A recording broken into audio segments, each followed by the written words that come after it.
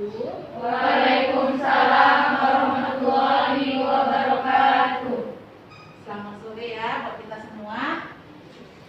Baiklah, hari ini kita akan kuliah mata kuliah perawatan gerontik. Ya. Jadi perawatan gerontik ini penempatannya pada semester 7 ya. Nah, mungkin sudah ada yang pernah dengar apa itu perawatan gerontik? Belum ya. Nah, jadi perawatan gerontik ini tentang merawat pada lanjut usia. Nah, jadi mungkin semua orang akan mengalami lanjut usia. Kalau nanti usianya panjang, kalau usianya singkat, ya tidak, ya kan?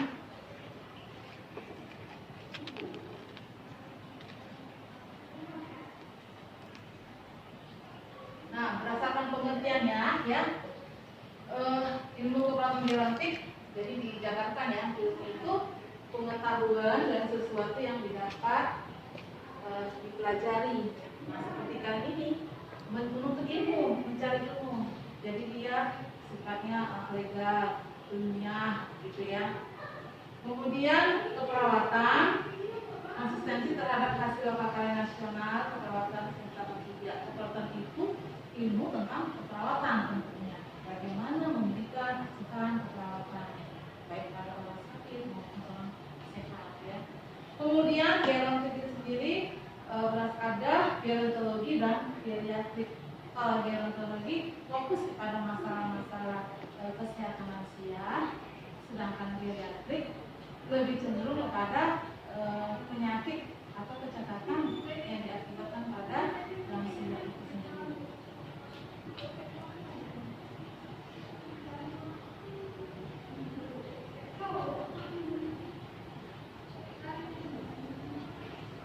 Nah, jadi kalau kita simpulkan, ya, definisi dari keperawatan gerontik ini suatu bentuk pelayanan yang profesional. Kenapa profesional? Karena tadi didasari oleh ilmu, ya kan? Ilmu yang memang dipelajari di sekolah, gitu. Bukan ilmu yang dituntut dari ilmu gaib, contohnya ya kan? Nah, jadi harus profesional. Artinya berlandaskan evidence base, ada referensi, ada hasil penelitian, gitu ya, ilmiah. Itu maksudnya profesional. Tidak asal-asal bekerjanya. Ketika dia memberi kompres, dia tahu apa alasannya kenapa memberikan kompres. Ada hasil penelitian terdahulu yang sedang membuktikannya. Kemudian pelayanan profesional ini didasarkan juga pada ilmu dan kiat teknik perawatan. Artinya ada teknik, tidak asal bekerja. Bagaimana? Misalnya ada urutannya sistematis. Nah, itu nanti terdapat di dalam 5 langkah proses perawatan. Ya, mulai dari pengkajian, diagnosa, intervensi, implementasi, dan evaluasi. Ini harus sistematis, itu teknik kiat kita bekerja dalam memberikan pelayanan perawatan. Jadi tidak asal-asalan, sehingga tidak terjadi tumpang tindih. Tumpang tindih artinya sudah dikerjakan si A, dikerjakan lagi sama si B. Nah, contoh, pasien A sudah disuntik oleh si A, disuntik lagi sama si B. Apa yang terjadi?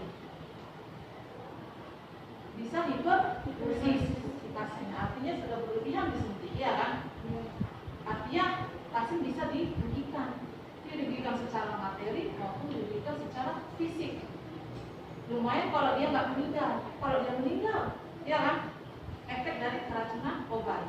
Nah, seperti itu. Jadi ada kiat dan teknik. Semua itu kita pelajari.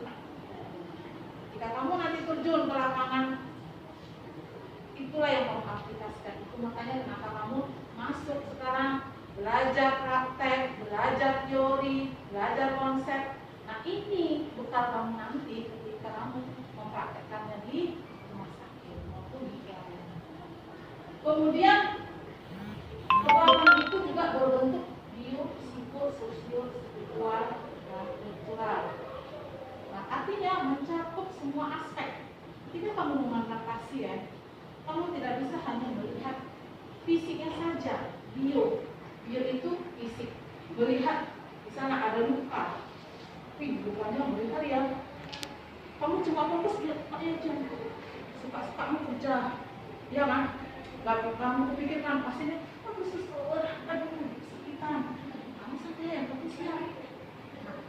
Itulah bedanya perawat itu, pola pikir dan pola kerjanya itu risiko sukses spiritual dan kultur. Selain kamu melihat fisiknya, lukanya, kamu perhatikan bagaimana psikologinya, bagaimana dia kesakitan tidak, cemas tidak, bagaimana dengan dia sosialnya, malu nggak dia dilihat orang lain dengan lukanya seperti itu. Jadi kita perlu ada untuk segera pakai ini ya kan, aplikasi gitu, supaya dia bisa bersosial, tidak malu, tidak diejek, ya kan? Misalnya pasien-pasien TV, ya kan? Itu kan ada rasa minder kan, karena menularkan. Gitu. Kemudian spiritualnya juga harus kita lihat. Kenapa penting spiritual ini? Dilihat. Mana orang lebih tenang, yang spiritualnya tinggi dengan spiritual rendah. Misalnya orang yang spiritual tinggi rajin beribadah, yakin dia dibanding dengan yang kurang. Mana lebih bagus? Ya. Ketika dia spiritualnya bagus, dia akan memberikan ketenangan hari Jumatnya, memberikan keyakinan penyakitnya akan sembuh, sehingga dia dengan keyakinan dia penyakitnya akan sembuh. Nah ini membuat proses penyembuhan menjadi cepat, gitu. Nah jadi ingatkan dia, ibu jangan lupa berdoa. Jika kamu bisa menyuntik, baca Bismillah ya ibu, atau dia Islam. Ya kalau dia nggak Islam, baca doa ya ibu seperti itu. Ya, ingatkan dia semua. Apalagi mau meninggal. Tadi udah belajar kan, bagaimana perawatan jenazah. Sekalipun kau calon-calon jenazah, ya kan? Nah, ingatkan dia berdoa supaya meninggalnya baik, supaya meninggalnya husnul khotimah, ya kan? Meninggal dengan kebaikan. Nah, jadi seperti itu. Belum lagi dilihat kultural, budaya. Kenapa penting budaya dilihat? Ada kebiasaan-kebiasaan dari budaya yang memang katanya mungkin meringankan suatu penyakit, ya, ataupun rasa nyeri. Nah, selama budaya itu tidak bertolak belakang, itu bisa kita terima, ya. Bisa kita oke, boleh dilakukan. Misalnya dia yakin minum air putih yang dibaca doa bisa sembuh. Kita larang itu, sementara tidak berlawanan. Boleh kan? Kan bisa saja kan? Nah, dengan dia yakin, ya semakin dia cepat sembuh. Itulah dari segi budayanya. Nah, jadi melihat pasien itu luas, ya. Tidak hanya melihat pada fisiknya saja, atau tidak melihat penyakitnya saja, tapi melihatnya secara luas, psiko, sosio, kultural, seksual, gitu ya. Nah, ditambah lagi melihat itu harus holistik. Holistik artinya melihatnya itu langsung satu kesatuan, jangan satu-satu dipenggal-penggal. Langsung holistik semua. Begitu kamu masuk ke pasien, langsung cuk semua. Biopsikososial, kultural. Itu. Jadi jangan kotak-kotak. Saya cuma orang lupa, saya nggak peduli dia mau sholat mau enggak. Nah, kita harus tetap berikan motivasi kepada pasien. Apalagi pasien-pasien lansia ini, biasanya kalau dia udah merasa tua, nggak berarti lagi, udahlah, apalagi yang kepikiran aku mati aja lah, ya kan?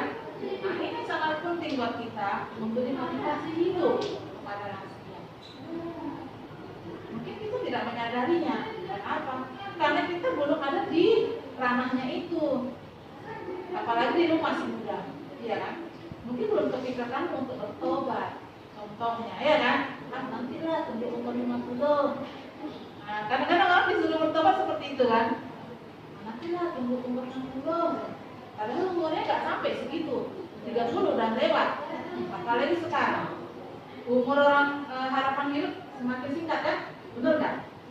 Rata-rata kalau umur 40 udah warning, ya kan? Udah sering meninggal. Perhatikan kalian. Jadi kapan itu sedini mungkin ya kita melakukan perubahan.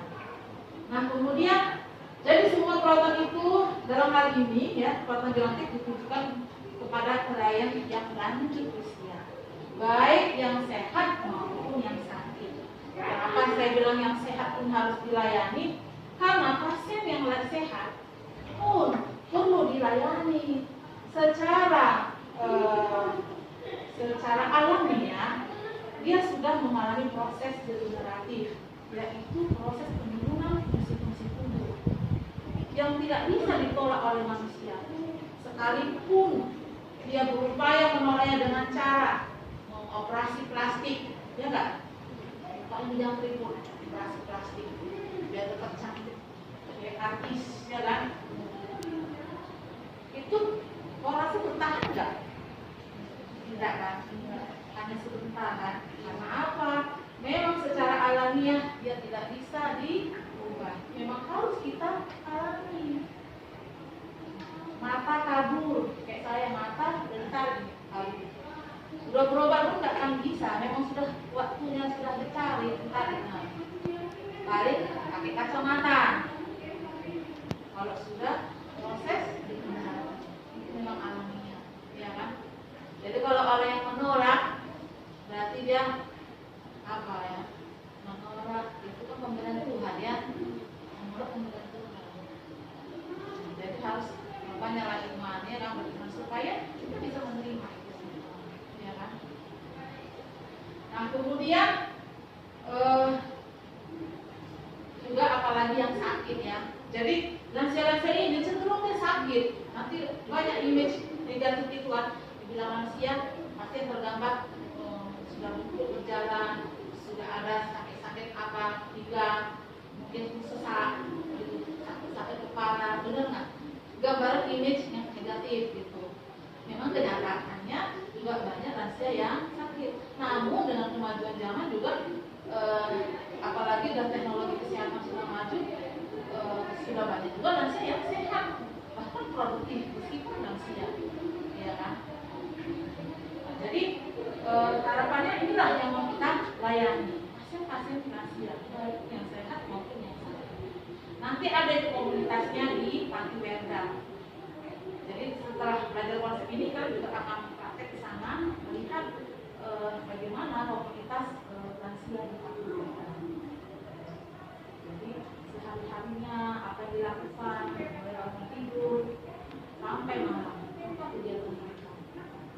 Dimana kegiatan mereka itu saja sampai menunggu dijemput.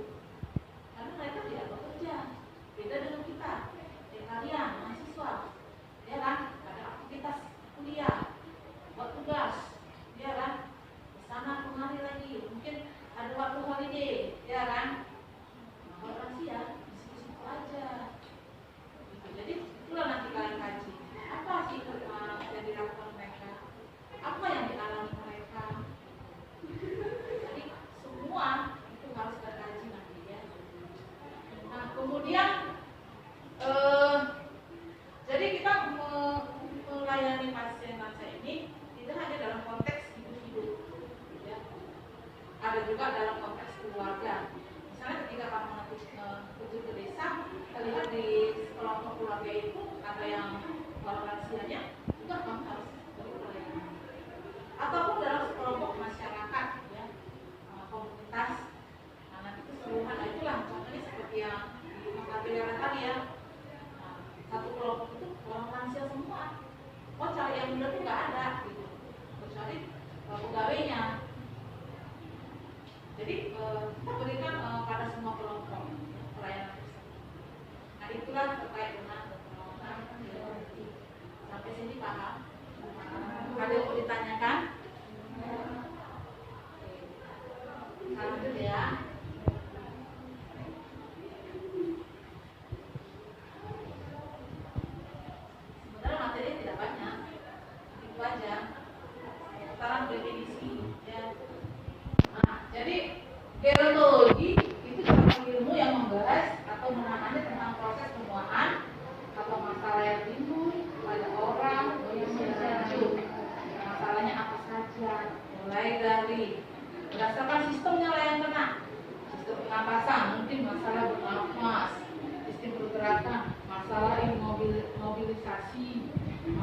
pencernaan, masalah mungkin makan karena giginya sudah tidak ada, ngompong, tak bisa mengunyah, masalah pencernaan lebih dalam, karena udah melakukan lambung, makan pun tidak bisa sembarangan yang pedas-pedas, ya kan? Belum lagi tidak dari mata, masalah penglihatan, masalah pendengaran, penciuman dan pengucapan. Bahkan lansia itu ada juga beberapa lansia yang tidak lagi merasakan enaknya makanan itu. Dia kalau ditanya, rasanya udah aneh, enggak. Padahal rasanya enak. Kenapa? Memang sudah berkurang rasa pengucapannya. Makanya bersyukurlah kita dan masih merasakan nikmat-nikmat yang diberikan Tuhan. Ya kan? Nah, apalagi usia-usia ini, kita nikmatilah selagi masih bisa menikmati kenikmatan itu sebelum kenikmatan itu dicabut oleh Allah. Ya kan? Nah, jadi itu pelan-pelan itu cabut, tidak langsung terus habis, pelan-pelan. Oh kurang, kayak gini kabur, nggak langsung nggak bisa lihat.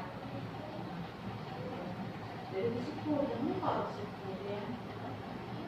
Orang yang rajin bersyukur ada rezeki dan sehat.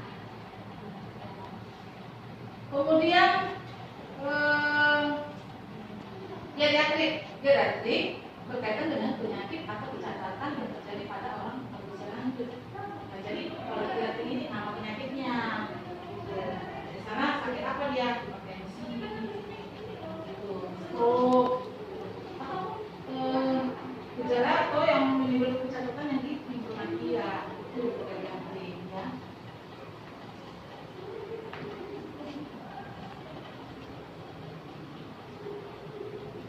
Kita lanjut ya. Lingkup asuhan perawatan biologi ya meliputi pencegahan. Nah, jadi kenapa pencegahan? Sebelum terjadi sampai pada usia lansia itu tadi, secara dini pun kita sudah lakukan pencegahan, yaitu menjaga pola hidup yang sehat, ya kan? Jangan sembarang makan yang tidak baik. Supaya apa? Kelak di 20-30 tahun ke depan, di situ kita sudah usia lansia, kita menjadi lansia yang sehat, gitu. Tidak berpenyakitan. Makanan yang kamu makan sekarang mungkin berefeknya 10, 20, 30 tahun ke depan. Enggak langsung. Nah, jadi kita sudah lakukan pencegahan. Nah, di samping itu sendiri, buat lansia-lansia yang belum sakit, itu juga harus melakukan pencegahan. Karena sudah berisiko dia. Semakin menurun, semakin bertambah usia, semakin menurun, gitu ya kan? Jadi harus lakukan pencegahan. Apa saja bentuk pencegahan itu? Nah, jadi mulai mengatur pola hidup yang sehat, rajin berolahraga, makanlah makanan yang sehat. Makanan sehat itu seperti apa? Makanan yang kita masak lah, bukan berarti yang di luar juga nggak sehat. Makanannya jangan banyak mengandung penyedap, ya kan? Penyedap, pengawet, pewarna, segala macam. Mungkin anak selama nanti pelan-pelan suka makan indomie.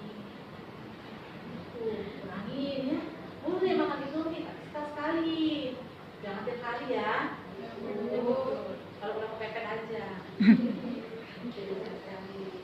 Nah, kalau kalian makan seperti itu, makan artinya apa? Makan buah, makan sayur, supaya cepat dinetralisir, gitu ya.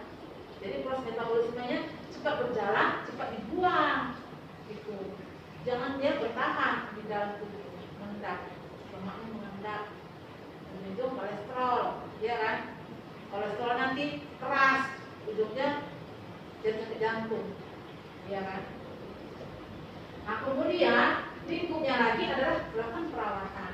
Nah, perawatan ditujukan memenuhi kebutuhan akibat proses penuaan, ya. Nah, jadi perawatan tadi baik yang lansia yang sehat maupun yang sakit, kita lakukan perawatan. Jadi perawatan itu berupa memberikan ini ya, membantu kebutuhan sehari-hari lansia lah. Apa yang dia nggak sanggup, kalau dia masih sanggup nggak usah gitu. Misalnya dia nggak sanggup makan sendiri atau nggak sanggup toileting ke kamar mandi, nah, mungkin kita bantu, ya kan? Jadi itu perawatan. atau dia ada hipertensi. Perawatannya bagaimana? Cegah apa pantangan minumannya, makanannya, minumannya, apa yang harus dimakan, bagaimana obatnya, kontrol tekanan darah, ya kan? Nah, seperti itu perawatan supaya tidak kumat. Gitu. Nah, jadi sebenarnya diet perawatan mahal. Yang mahal sebenarnya diet perawatan dibanding obatnya, benar nggak? Orang aja nggak semua sanggup kok bayar perawat, meskipun di rumah sakit gajinya sedikit ya. Tapi kalau secara apa, banyak gajinya. Apalagi di Jepang. Kalau di Jepang dibutuhkan perawat, jadi 30 juta 1 bulan, perawat lansia. Itu lagi friendly. Orang Jepang itu kan Kalau dia sangat sibuk bekerja, mereka tidak sempat merawat orang tuanya, sehingga mereka serahkan ke perawat gitu. Kalau di sana kekurangan, jadi mereka harus impor dari luar negeri gitu. Bisa mau nggak kerja di luar negeri? Nanti merawat lansia, jadi 30 juta 1 bulan. Itu 3 shift, nggak sendiri kamu. Enak kan? Bentar, balik modalnya kan? Nanti kok bos lama-lama. Kalau udah kurang, ya kan? Nanti lagi S2 dari dosen kayak itu, ya kan? Baru cari jodoh. Sambil itu kalau jodoh itu sambil menjalani minum air aja lah, ya kan? Kalau ada yang mantep jangan ditolak, ya kan? Nanti menyesal. Oke, kita lanjut dari itu hanya intermezzo ya, jangan ngantuk. Soalnya nih sore ya kan, jam-jam ngantuk. Kita lanjutkan. Lingkup aspek yang berikutnya adalah pemulihan. Nah, jadi ditujukan untuk upaya mengatasi kebutuhan akibat proses penuaan. Nah, terkadang pasien-pasien lansia ini ketika dia pulang ke rumah, ya masih kondisi hipertensi itu nggak akan pernah sembuh. GM itu juga nggak sembuh karena memang dia ada terus di situ. Nah, belum lagi proses degeneratif itu juga nggak sembuh. Itu berjalan terus seiring berjalan waktu gitu. Jadi itu memang harus pemulihan. Nah, butuh waktu pemulihan, memperbaiki, apalagi sudah ada yang rusak. Kita tadi kan propos pulang, gitu ya, harus belajar jalan pelan-pelan supaya bagus. Nah, tapi terus memperbaiki nggak bisa, tetap membutuhkan waktu pemulihan. Jadi jangkanya itu juga lama, ya. Karena apa? Usianya nggak mendukung. Gitu. Yang penting kita jaga dia, biarpun dia hidup, tapi dia hidup sehat dan nyaman gitu ya. Meskipun penyakit itu ada di dalam, tapi dia nggak begitu susah gitu, ya kan? Kan ada orang sakit diabetes tapi terkontrol, ada orang sakit hipertensi tapi terkontrol gitu ya. Nah, kalaupun dia naik pun cepat dia udah tahu artinya, minum aja distimun, minum aja diselimbing, sudah istirahat dia, udah enakan gitu. Nah, jadi perawatan, pemulihan, pencegahan ini semua diperlukan pada pasien lansia. Karena apa? Karena prosesnya itu berjalan terus selama dia masih hidup. Ya kan? Kalau ditanya sampai kapan selesai? Sampai dia selesai hidup lah. Ya kan? Kemudian, nah dalam prakteknya, perawatan biologis memiliki peran dan fungsinya sebagai berikut. Ya, ada 5 peran, ya kan? Nah, sebentar lagi ya. Ada sebagai caregiver. Ya, caregiver itu memberi perawatan. Itu tugasnya siapa? Tugasnya kita sebagai perawat. Kita sebagai perawat adalah pemberi perawatan. Apa bentuknya? Itu tadi asuhan keperawatan. Bentuknya membantu kebutuhan pasien. Mulai dari misalnya kalau dia nggak bisa mandi sendiri, memandikan. Tapi bilangnya nih tempat tidur, tempat mau angkat ke tempat tidur enggak ya. Kemudian memberi makan, membantunya memberi makan, menyuapi, terus minum. Kemudian membantunya mungkin BAK, BAB, ya kan? Pakai piskot. Nah, nanti tuh kalian pelajari semua, ya kan? Supaya kalian tahu aplikasinya di lapangan. Kemudian apa lagi? Kalau dia demam, memberi kompres, Kemudian kalau dia nggak bisa berjalan, membantunya berjalan dengan cara mungkin memberikan apa namanya itu, tongkat ya kan, atau penyangga itu yang bisa dipegang. Nah, semua bentuk proyek itu seperti itulah untuk memenuhi kebutuhan si pasien. Jadi dia tertuang dalam asuhan keperawatan.